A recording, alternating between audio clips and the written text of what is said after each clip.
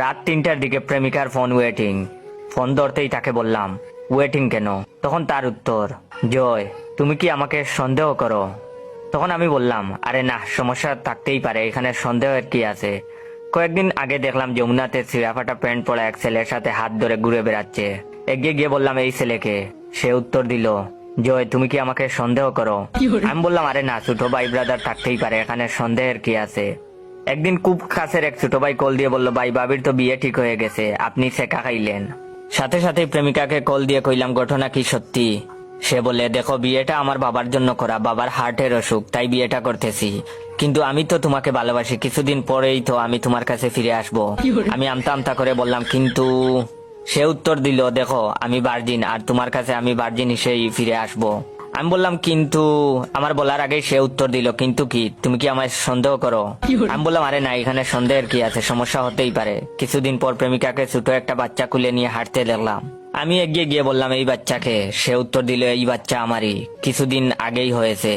আমি আমতা আমতা করে বললাম, কিন্তু তুমি তো বলেছিলে। আমি বলার আগেই সে উত্তর দিল, দেখো জয়, হঠাৎ কি করে যেন কি হয়ে গেল আমি আসলে বুঝতে পারিনি। বিশ্বাস করো, আর কখনো এমন হবে না, এইটাই শেষ বাচ্চা।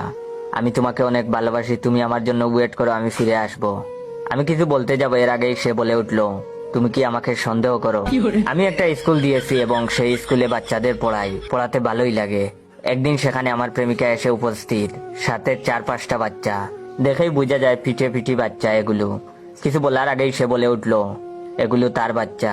স্বামী অশিক্ষিত, তাই পরিবার পরিকল্পনা সম্পর্কে কোনো জ্ঞান নেই, যার ফলে এই দশা।